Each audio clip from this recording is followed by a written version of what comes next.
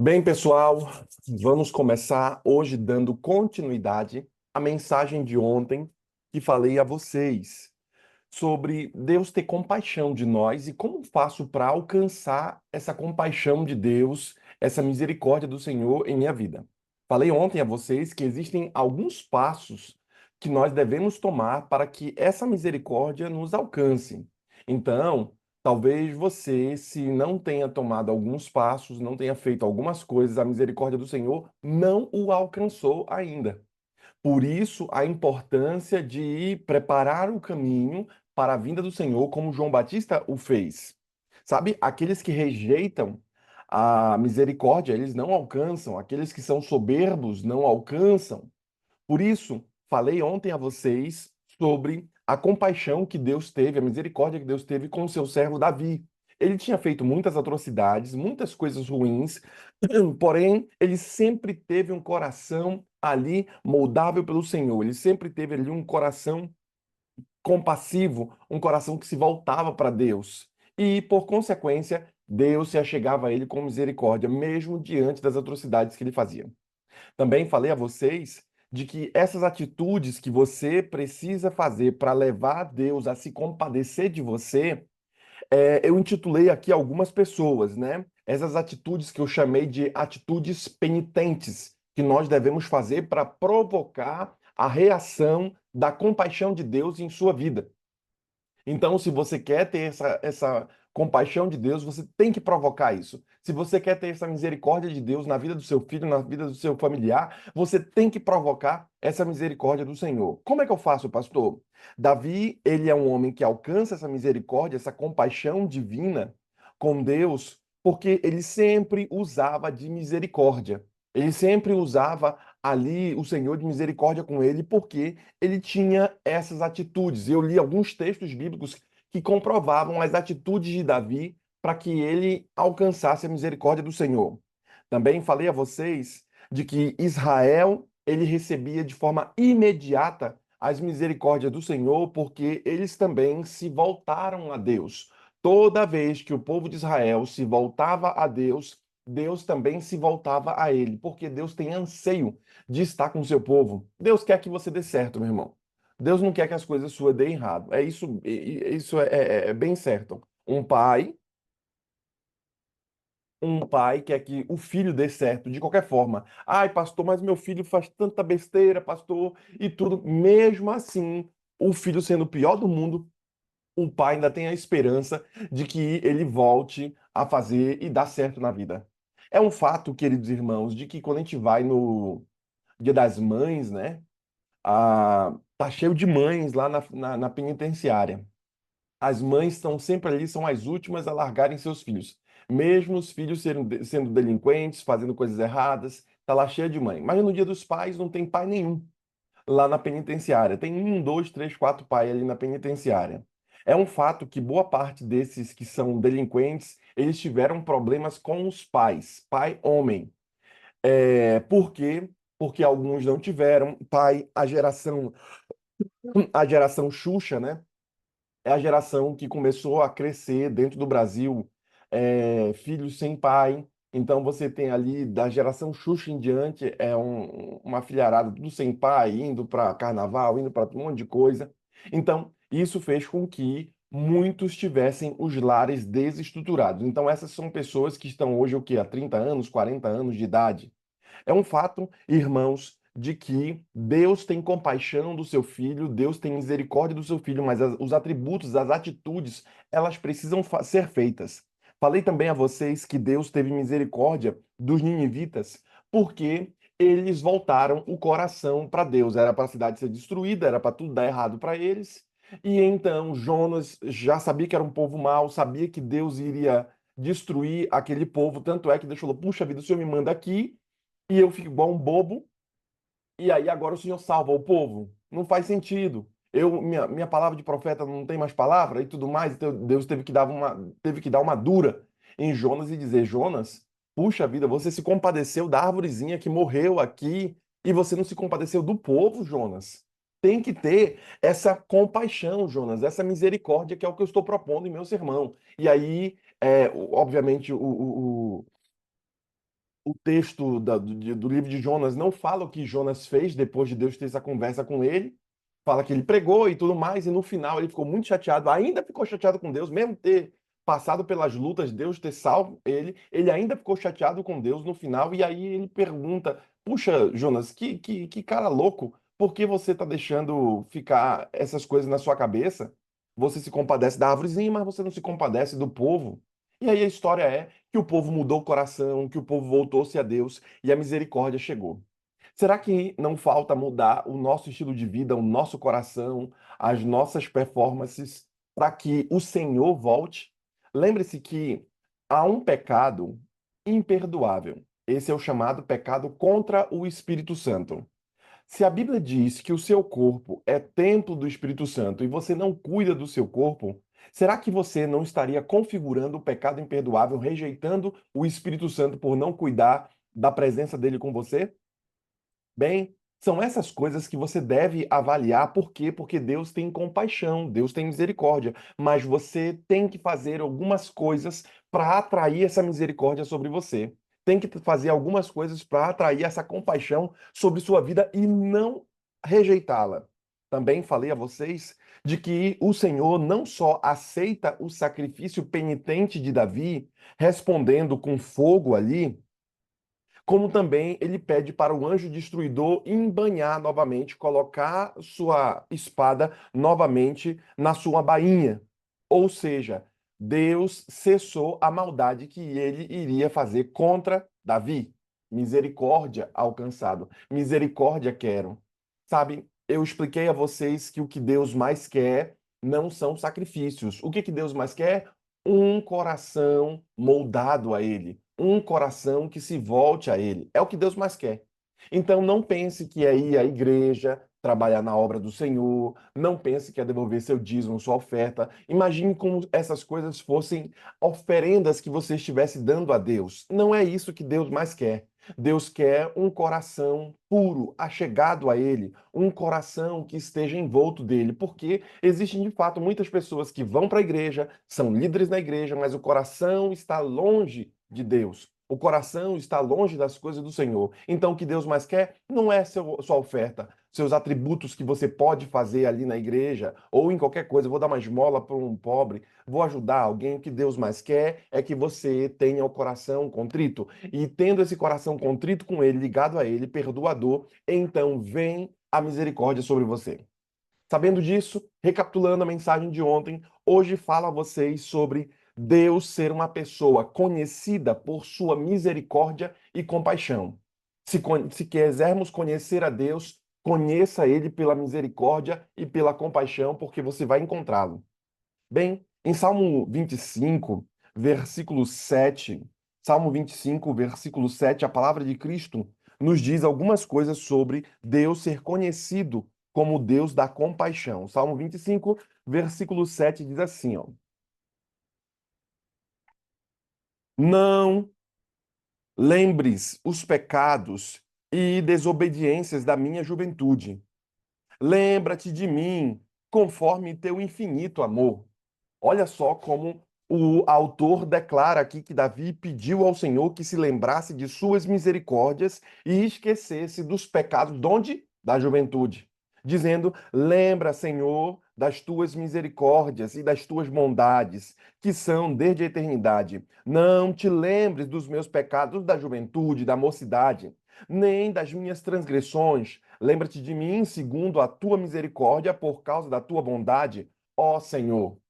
Então, perceba aqui que muitos irmãos acabam pagando um pedágio muito alto porque os problemas que enfrentamos hoje, boa parte dos problemas que enfrentamos hoje são das consequências das nossas péssimas escolhas do passado. E nós pagamos um pedágio hoje. Será que não está na hora de você pedir a Deus arrego, pedir a Deus misericórdia, parar de lutar? Quando eu digo parar de lutar contra o Senhor, uma vida de pecado, uma vida de escolhas ruins, uma vida de escolhas próprias sem a anuência do Senhor. Talvez você tenha pago algumas coisas e o pedágio que você tenha pago é porque você está fazendo escolhas sem ter a presença do Senhor, sem ter essa anuência de Deus. E quando eu olho para o texto bíblico aqui, eu deixo claro ao declarar a vocês: não te lembres dos meus pecados da juventude. Nós fizemos algumas coisas na juventude que nos arrependemos. Poderíamos ter feito de forma melhor. Porém, irmãos, o autor diz assim: Senhor, não te lembres do pecado da juventude, para que eu não passe para a minha próxima geração os erros e as falhas de caráter. Para que eu não passe para a próxima geração os gostos ruins e nocivos que tenho. Para que os filhos não peguem, para que os netos não peguem e eu não acabe amaldiçoando a minha próxima geração. Por isso, essa misericórdia, ela tem que ser pedida todos os dias na sua casa. Senhor, estenda tua misericórdia como Jó fazia. Estenda tua misericórdia sobre meus filhos, sobre minha casa, sobre minha história. Sabendo disso, eu ainda vou mais além ao dizer a vocês que a confiança que Davi tinha era uma confiança onde, na bondade de Deus, na misericórdia do Senhor, não era uma confiança em si. Eu confio mais na sua bondade, eu confio mais na sua misericórdia, eu confio mais em ti. Por quê? Porque eu reconheço que um dos atributos da divindade é ter compaixão, é ter misericórdia. E que o Senhor seja longânimo, porque aquele que tem misericórdia, ele é maior do que o problema. Vou te dizer como é que é isso. Se você perdoar alguém que te ofendeu muito, significa que você é maior do que esse problema. Você é maior do que essa pessoa. Agora tu não perdoa. Não, tá tudo certo. Você está no mesmo nível da pessoa. Ela te ofendeu, você também não perdoa, porque você é turrão, você é bruto, você está magoado, a outra pessoa também é turrona, bruta, tem suas mágoas, tem sua, por isso que ela te fez essa ofensa, e você não perdoa. Então você é igual ou pior. Porém, se você quer ser alguém maior, você precisa dar uma coisa que não se espera: o perdão. E o perdão não é somente para a pessoa. O perdão é para não te carregar lá. Sabe, uma pessoa me ofendeu uma vez e eu falei assim, na mesma, já estás perdoado.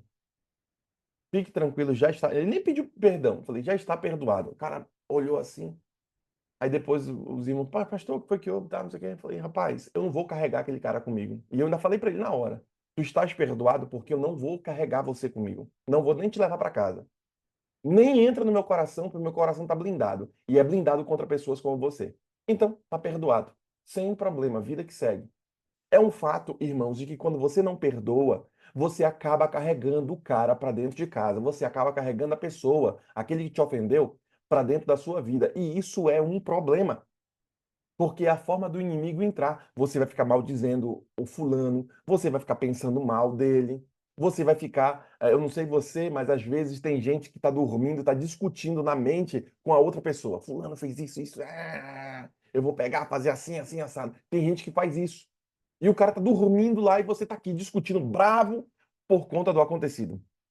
Então, você acabou abrindo o seu coração para esse tipo de coisa que não é benéfico. Quando Deus tem compaixão e tem misericórdia, Deus está fazendo uma declaração a nós.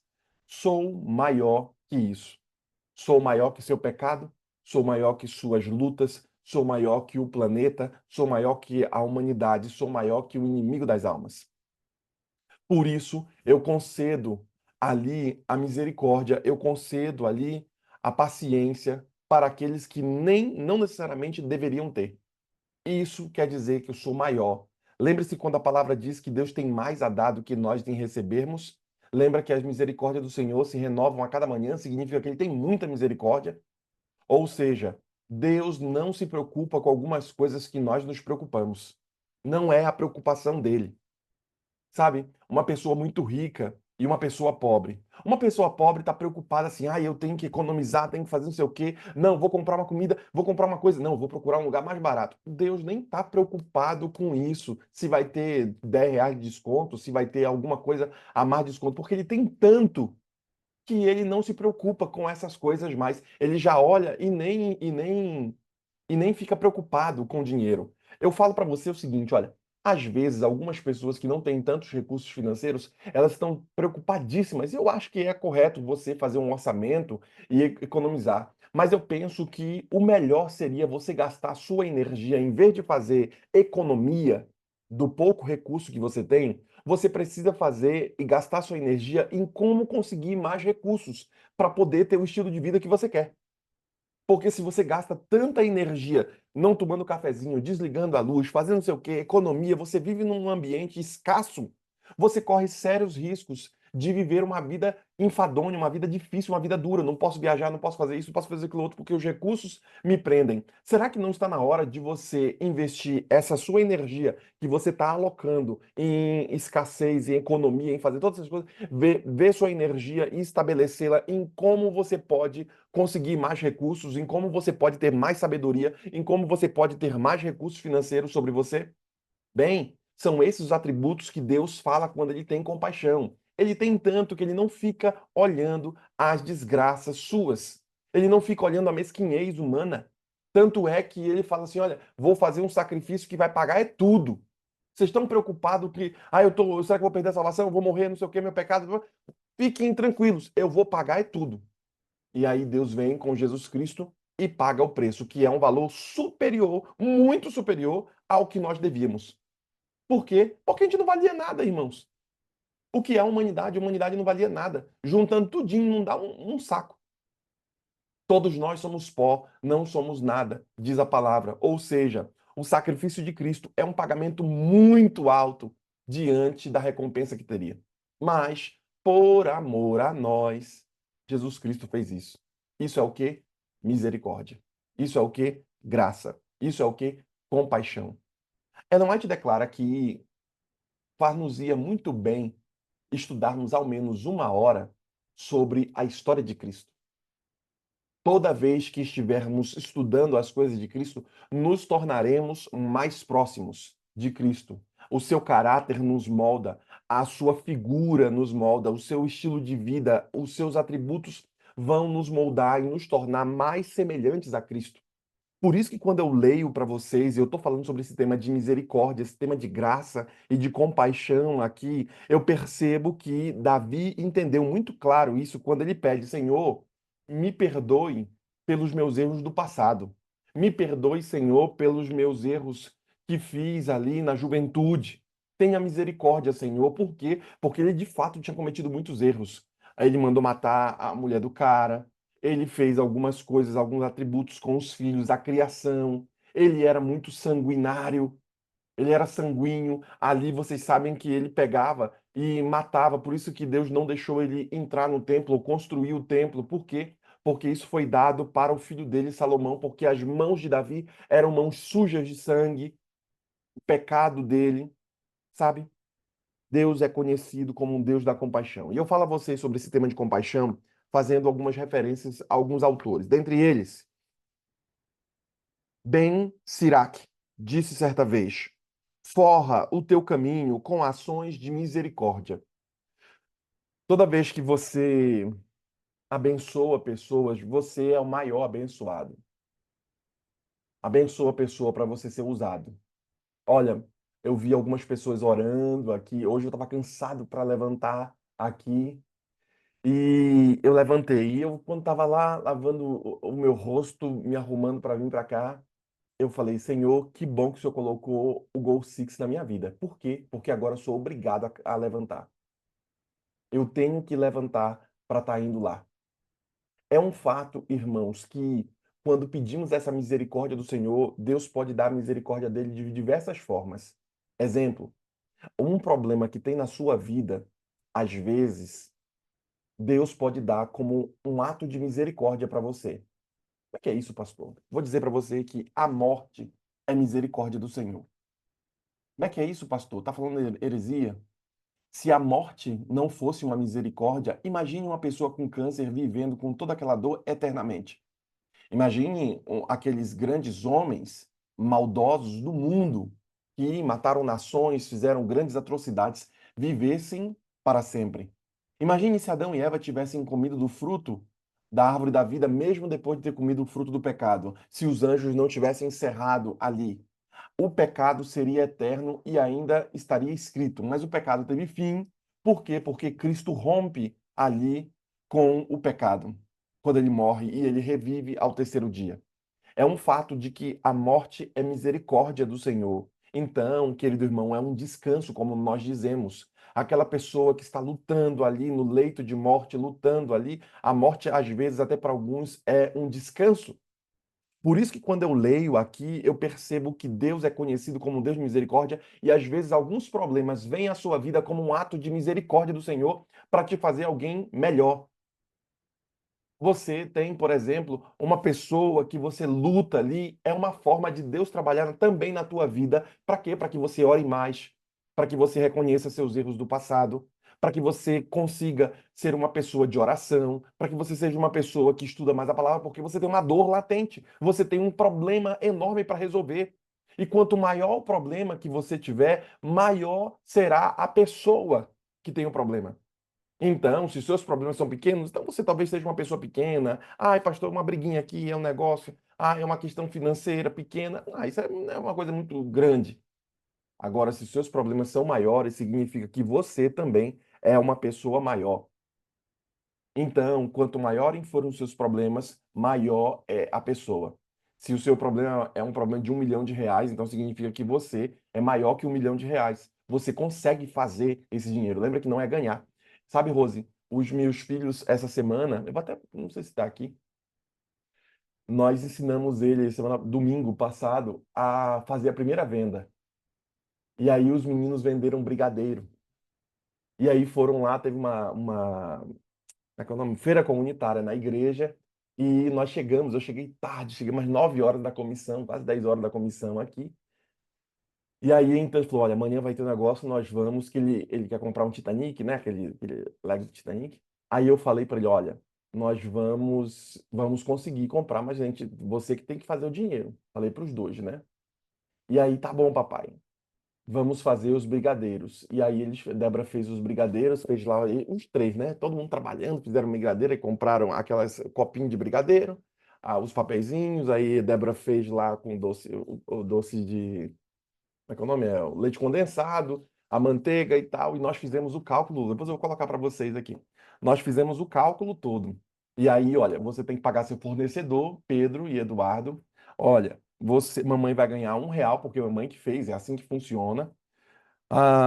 Você pegou uma colher da nossa manteiga, 30 centavos. Você tem que pagar ali os dois. Aí pegamos a nota fiscal, os dois frascos de leite condensado. Custou, acho que foi R$ 3, R$ 2 cada um, uma coisa assim. Tá lá escrito.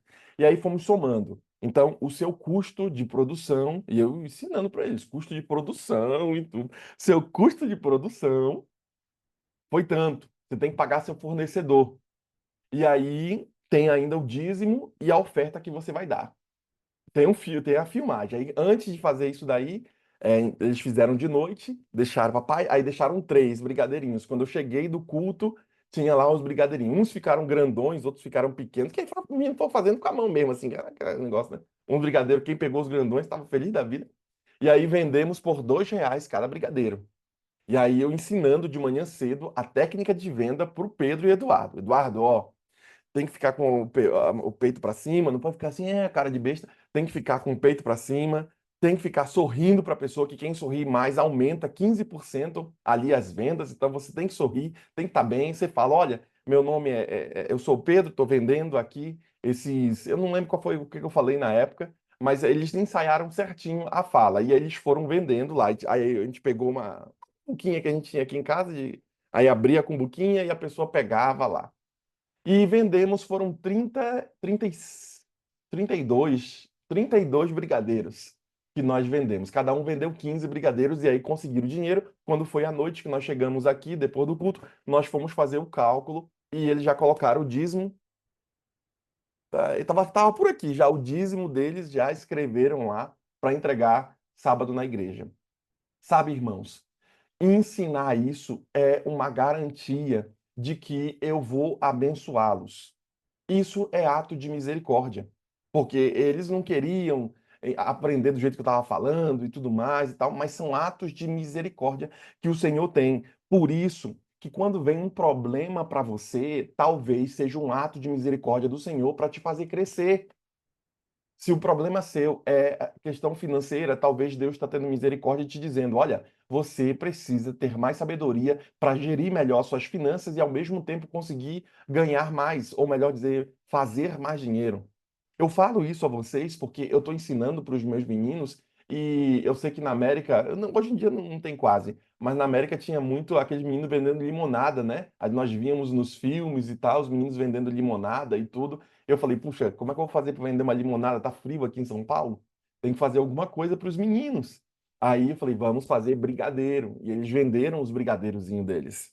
Deus é conhecido como um Deus que tem paciência, que ele tem compaixão, que ele tem misericórdia. E problema na sua vida talvez seja um ato de misericórdia do Senhor para te fazer orar mais, para te fazer ter mais sabedoria, para te fazer buscar mais a presença do Senhor. Não te importa tanto com o problema, te importa mais com a questão do coração. Se quando você passar pelo vale da sombra e da morte, você vai ser uma pessoa que não vai temer mal nenhum, porque ele vai estar contigo. Você vai ser uma pessoa que vai buscar vales verdejantes, em vez de ficar reclamando dos vales que estão andando, que não são bons, que são secos, são áridos.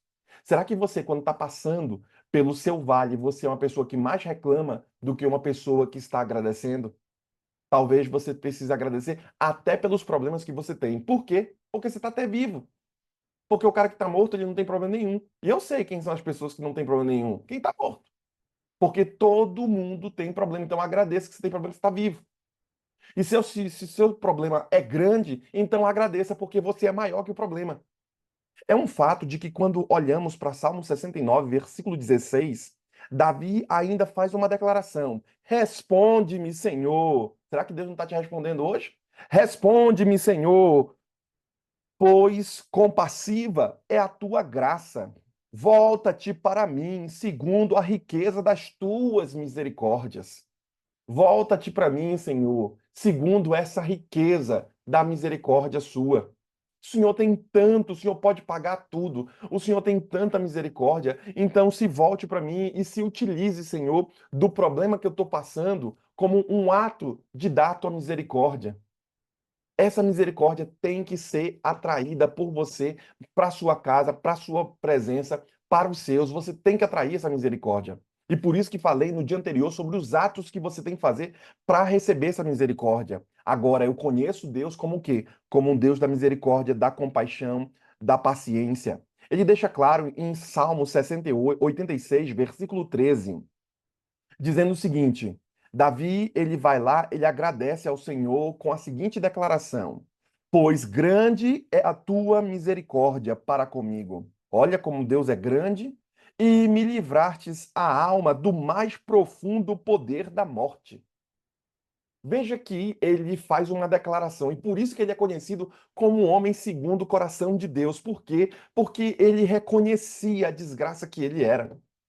Ele também reconhecia essa misericórdia do Senhor. Veja que ele faz essa declaração forte: Pois grande é a tua misericórdia para comigo. O Senhor é muito bom comigo.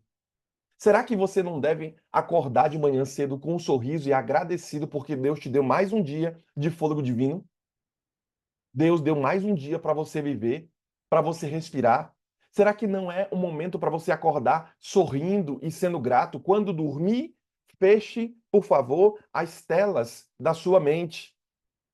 Feche os problemas, busque fechar os problemas.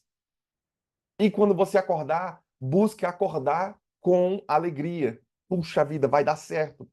Se você acordar dessa forma, o autor bíblico deixa claro que essa misericórdia do Senhor, ela é tão grande para com Davi, com ele, porque Deus tinha livrado a alma do mais profundo poder da morte. Deus livra você do mais profundo poder da morte. Deus livra você de passar pelo vale da sombra e da morte, mas você não pode temer mal nenhum quando passar por lá. Por quê? Porque Deus vai estar contigo. É um fato de que quando lemos aqui Salmo 86 ainda, versículo 15, está escrito que o Senhor é um Deus compassivo e cheio de graça, paciente e grande em misericórdia e em verdade. Olha como Deus é conhecido aqui, como um Deus que é compassivo, como um Deus misericordioso, como um Deus cheio de graça, como um Deus cheio de misericórdia e verdade. Deus é conhecido desse jeito.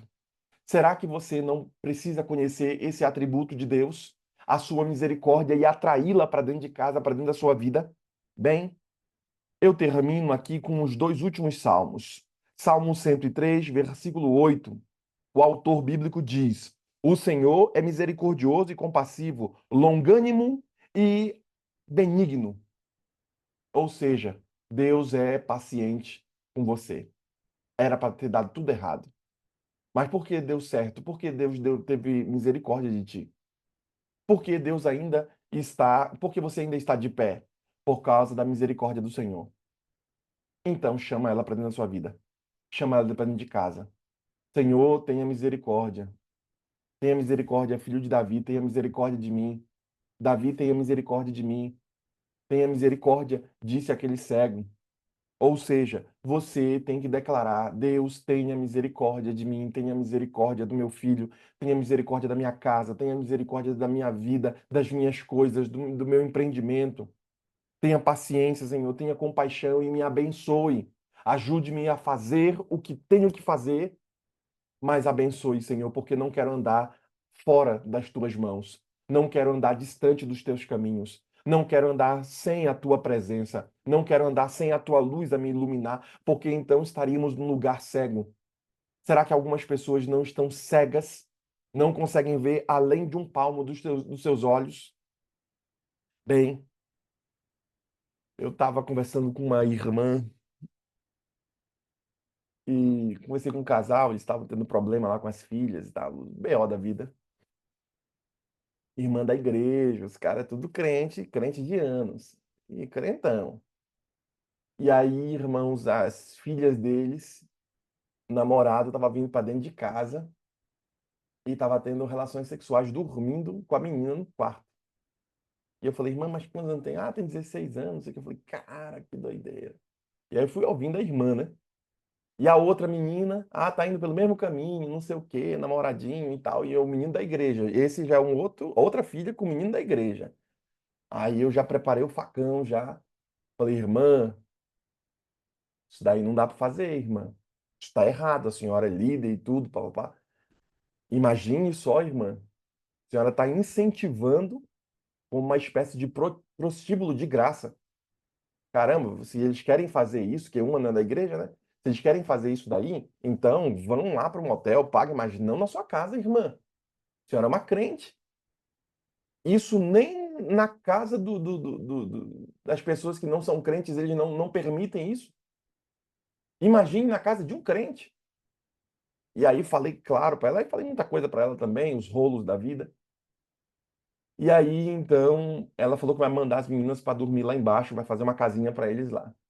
Sabe, irmãos, é um fato de que muitas pessoas não conseguem ver.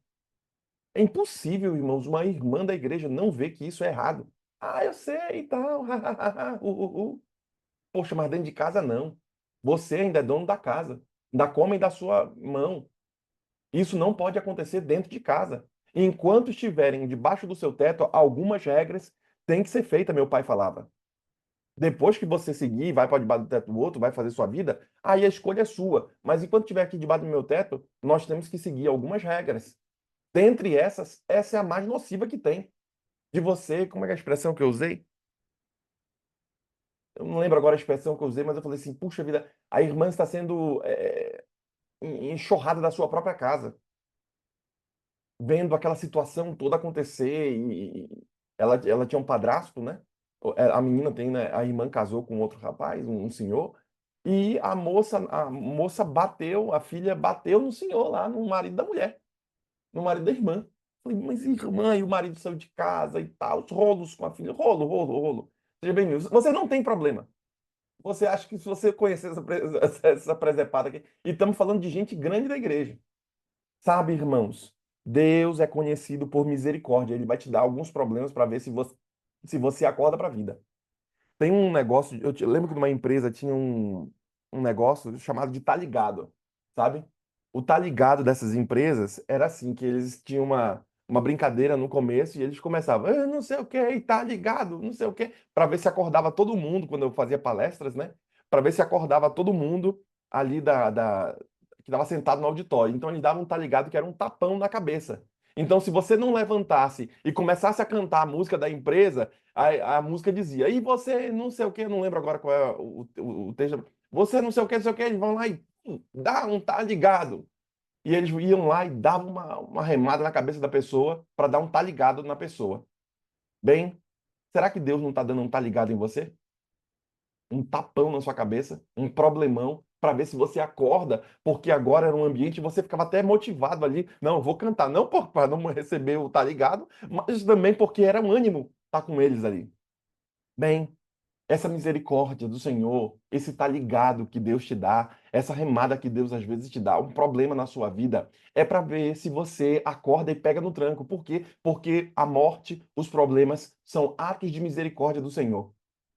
Eu termino dizendo a vocês que Lamentações, capítulo 3, versículo 22, está escrito: As misericórdias do Senhor são a causa de não sermos consumidos, porque as suas misericórdias não têm fim.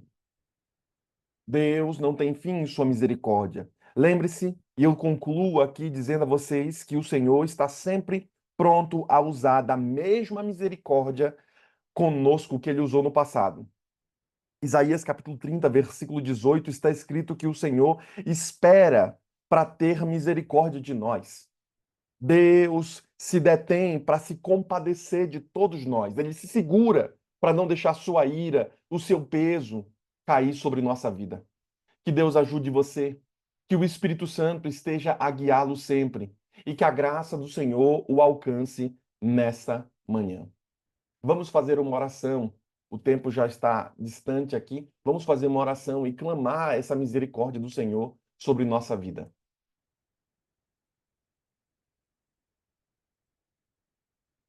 É você, Rose, que faz a oração? Irmão Celso, Ok, oremos então.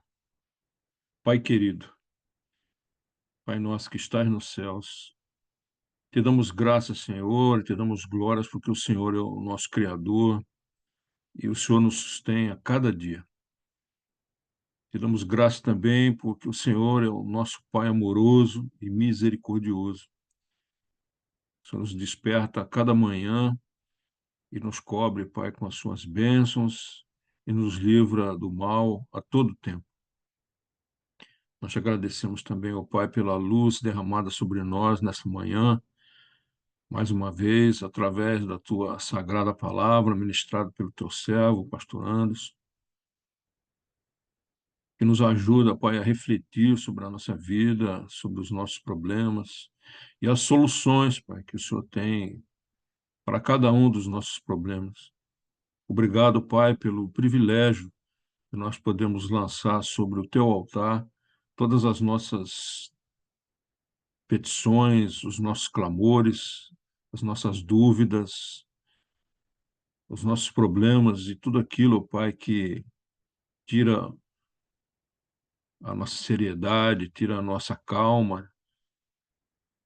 Atende, ó Pai, ao meu clamor e ao clamor dos meus irmãos deste grupo, ó Pai, que te busca todos os dias. E atende especialmente, Pai, aqueles que estão em aflição nesse momento.